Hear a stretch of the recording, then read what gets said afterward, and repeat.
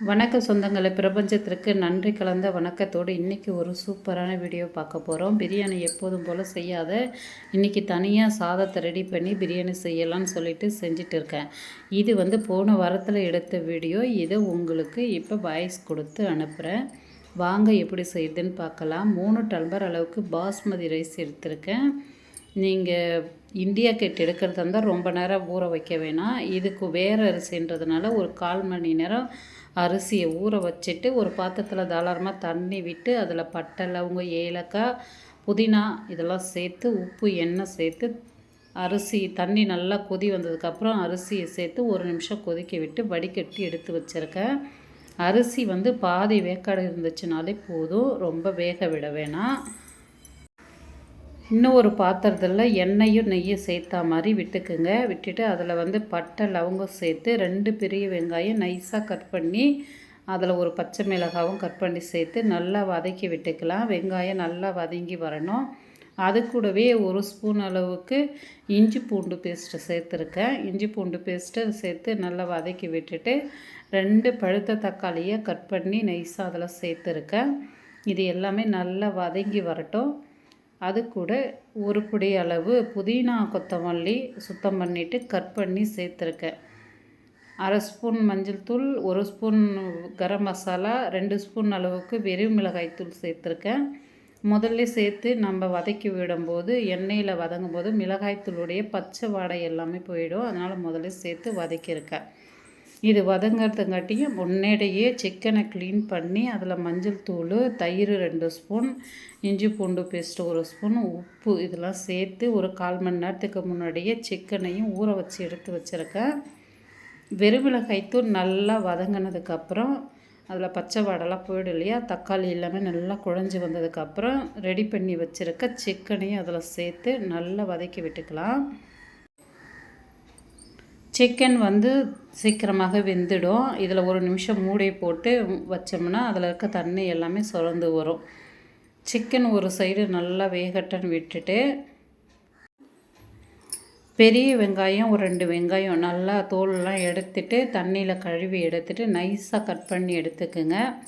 நைஸாக கட் பண்ணி எடுத்துட்டு இதை மாதிரி கையால் உதிர்த்தி விட்டோம்னா தனித்தனியாக உதிர்ந்து வந்துடும். இந்த வெங்காயத்தை ஒரு வானலில் கொஞ்சமாக எண்ணெய் விட்டு நல்லா பொரித்து எடுத்துக்கலாம். தீய விடக்கூடாது.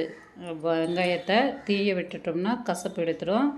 பொன்னிறமாக பொரித்து எடுத்தாலே தனியாக தட்டில் எடுத்து வைக்கும்போது ஆறிடுச்சுன்னா மொறு இருக்கும் வெங்காயம். அதை மாதிரி ரெடி பண்ணி எடுத்துக்கோங்க. சிக்கன் வதங்கிறதுங்காட்டியும் சிக்கன் ஒரு சைடு இதை பாருங்கள், தண்ணிலாம் நல்லா அதில் இருக்க தண்ணிலாம் வந்திருக்கு வெளியில். இப்போ இது நல்லா மறுவாட்டி கலந்து விட்டுட்டு 1 டம்ளர் அளவுக்கு தண்ணி விட போகிறேன். சிக்கன் முழுகிற அளவுக்கு விட்டாலே போதும். சிக்கன் சீக்கிரமாக வெந்து வந்துடும்.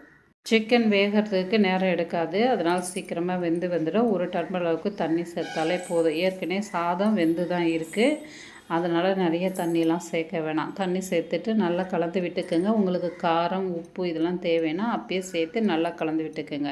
வெங்காயம் இந்த அளவுக்கு வதங்கினா போதுமானது. அதை தனியாக தட்டுக்கு எடுத்து வச்சுக்கலாம், ஆறிடும். வதக்கி வந்த சிக்கனை தட்டுக்கு பாதி எடுத்து வச்சுக்குங்க தனியாக. இப்போ இதை பொரிச்சு எடுத்து வெங்காயத்தை அதில் சேர்த்துக்கலாம். கொஞ்சமாக உள்ளே சேர்த்துட்டு அதுக்கு மேலே கொஞ்சம் வெள்ளை சாதம் ரெடி பண்ணி வச்சுருக்கோம் இல்லையா, அந்த சாதத்தை அது மேலே போட்டுக்கலாம். அந்த சாதத்து மேலே பொரித்து வச்சுருக்க வெங்காயத்தையும் சேர்த்துக்கலாம். எடுத்து வச்சுருக்க சிக்கன் குழம்பையும் அதில் சேர்த்துக்கலாம். இப்போ நான் கரண்டியில் ஊற்றுறது அது மஞ்சள் தூள், குங்குமப்பூ சேர்ப்பாங்க இல்லையா, குங்குமப்பூ இல்லாததுக்கு கொஞ்சமாக மஞ்சள் தூள் தண்ணியில் கரைச்சி ஒரு ஸ்பூன் அளவுக்கு எடுத்து சும்மா பன்னீர் தெளிக்கிற மாதிரி அங்கங்கே போட்டு விட்டோம்னா நம்மளுக்கு அந்த குங்குமப்பூ கலர் வந்துடும். அதனால் நான் அதை மாதிரி செய்கிறேன். இப்போ அந்த சிக்கன் லேயர் மேலே வச்சுட்டு அதுக்கு மேலே மறுபடியும் மீதி இருக்க வெள்ளை சாதத்தை போட்டுட்டு மீதி இருக்க ஆனியனையும் பொரிச்ச ஆனியனையும் அது மேலே தூவி விட்டுட்டு இது மேலேயும் 1 ஸ்பூன் அளவுக்கு அந்த மஞ்சள் தூள் தண்ணியை லேசாக பன்னீர் தெளிக்கிற மாதிரி சேர்த்து விட்டுடுங்க. விட்டுட்டு புதினாவும் கொத்தமல்லியும் மேலே லேசாக அப்படியே தூவி விட்டுடலாம். இதெல்லாம் நான் செய்யும்போது அடுப்பு ஆஃப் பண்ணிவிட்டு தான் செய்கிறேன். அடுப்பு ஆஃப் பண்ணிவிட்டு இது எல்லாமே செட் பண்ணிவிட்டு மூடி போட்டு ஒரு 5 நிமிஷம் மிதமான தீயிலே வச்சிடலாம். 5 நிமிஷம் கழித்து மூடியை திறந்துக்குங்க. சூப்பராக நம்ம அந்த மஞ்சள் தூள்லாம் சேர்த்ததெல்லாம் ஒரு குங்குமப்பூ கலரில் நம்மளுக்கு ஆட் ஆகி வந்துடும். சூப்பரான லேயர் கட்டு பிரியாணி ரெடி ஆகிடுச்சு. இதை வந்து ஹைதராபாத்து பிரியாணின்னு சொல்லலாம். நீங்களும் இதை மாதிரி செஞ்சு சாப்பிட்டு பாருங்கள். இதை அப்படியே தனியாக கொஞ்சம் எடுத்து நம்ம எடுக்கும்போது கலந்து எடுக்காமல் ஒரு சைடாக இருந்து எடுக்கணும். அந்த பிரியாணி எடுக்கும்போது அப்போ தான் நம்மளுக்கு வந்து அந்த வெள்ளை சாதம், அந்த சிக்கன் கிரேவி, மறுபடியும் வெள்ளை சாதம் அப்படின்னு சொல்லிட்டு நம்மளுக்கு அடுக்கடுக்காக வரும். இதில் வந்து சைடிஷாக தொட்டு சாப்பிட்றதுக்கு சிக்கன் கிரேவி கொஞ்சம் காரமாக செஞ்சுருந்தேன். ரெண்டுத்தையுமே வச்சு நாங்கள் சாப்பிட்டோம். சூப்பராக இருந்தது. நீங்களும் இதை மாதிரி செஞ்சு சாப்பிட்டு பாருங்கள்.